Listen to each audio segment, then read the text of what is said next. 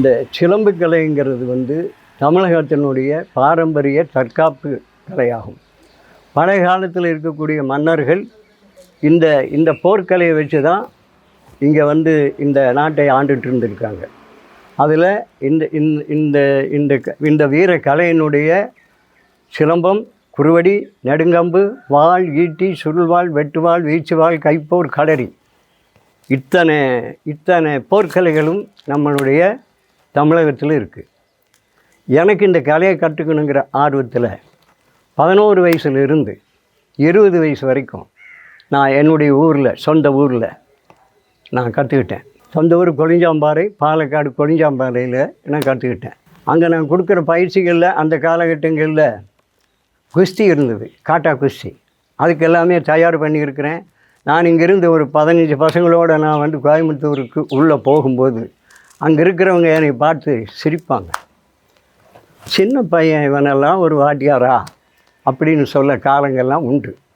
அதையெல்லாம் முறியடித்து அங்கே நான் கோயம்புத்தூர் மாவட்டம் இல்லை, கன்னியாகுமரி, ராஜபாளையம் போன்ற இடங்களுக்கு எல்லாமே என்னுடைய மாணவர்களோடு போய் அங்கே நான் பல பதக்கங்களை நான் வாங்கிட்டு வந்திருக்கேன். இது வரைக்கும் 460 பதக்கம் என்கிட்ட இருக்குது. அப்போ என்னுடைய நோக்கம் இந்த கலை தொடர்ந்து நடக்கணும். இது நம்மளுடைய பாரம்பரிய தற்காப்பு கலை. இந்த கலை கற்றுக்கிறதுனால உடல் வலிமையும் மனோபலமும், அஞ்சாத நெஞ்சமும், அயராத உடல் வலிமையும், தளராத மனமும், எந்த நிலையும் ஏறுகொள்ளக்கூடிய ஆற்றல் படைச்சதாகும் சிலம்பக்கலை. இந்த கலையை கற்றுக் கொடுக்கணுங்கிற நோக்கத்தோடு நான் இதை தொடர்ந்து இங்கே நடத்திட்டு இருந்தேன். இப்போ நான் வீரவாண்டி நாக்கினூரில் ஒரு பயிற்சி ஆரம்பிச்சிருக்கேன். என்னுடைய பிற்காலத்தில் அந்த பயிற்சி தொடர்ந்து நடக்கணுங்கிறதுக்காக என்னுடைய மாணவர்களுக்கு நான் இன்னும் பயிற்சி கொடுத்துட்ருக்கிறேன்.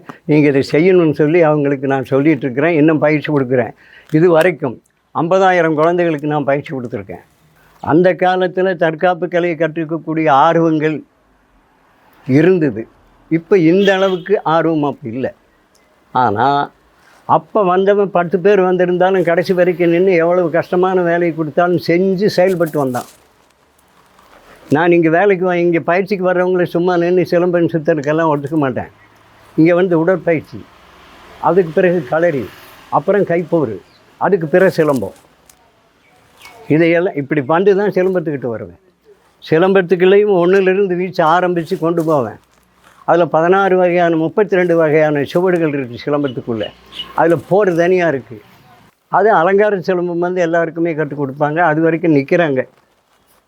போர் சிலம்பங்கிறது வேறு. அது போர் சிலம்பங்கிறது பூராமே அடிமுறைகள். அது இப்போ 10 பேர் ரவுண்டு கட்டி நின்னாலும் அந்த 10 பேரையும் தாக்கக்கூடிய வல்லமை படைத்தது தான் இந்த சிலம்ப கலை. அதுக்கு 32 வீடு கட்டி அந்த அந்த வீழ்ச்சிகளை, இந்த அடிமுறைகளை போடணும். அதுக்கு இப்போ இருக்கக்கூடிய மாணவர்கள் தயாராக இல்லை. நான் இந்த பயிற்சியை அவங்களுக்கு கற்றுக் கொடுக்கறதுக்கு காலையில் 6 மணிக்கு வரணும். 6 மணிலேருந்து 8 மணி 8:30 மணி வரைக்கும் அவங்களுக்கு அந்த டைம் இருக்கோ அது வரைக்கும் அவங்க செஞ்சுட்டு போவாங்க. சாயந்தரம் அதே மாதிரி 5 to 8, 8:30 வரைக்குமே செய்வாங்க. இதெல்லாம் ஒரு ஃப்ரீ சர்வீஸாக யாருக்கிட்டும் 101 ரூபா அவங்கக்கிட்ட இந்த குருகாணிக்கு தவிர வேறு எந்த விதமான பலனும் எதிர்பார்க்காம இந்த கலையை வளர்க்கணுங்கிற நோக்கத்தோடு நான் 64 ஆண்டுகளாக இதை தொடர்ந்து நான் பயிற்சி கொடுத்துருக்கேன். இருக்கக்கூடியவர்களுக்கு ஒரு 50,000 குழந்தைகளுக்கு நான் பயிற்சி கொடுத்துருக்கேன். எனக்கு இது ரொம்ப பெருமையாக இருக்குது. இன்னும் நான் இந்த கலையை வளர்க்குறதுக்காக ஏராளமான குழந்தைகளுக்கு பயிற்சி கொடுக்க தயார் நிலையில் இருக்கேன்.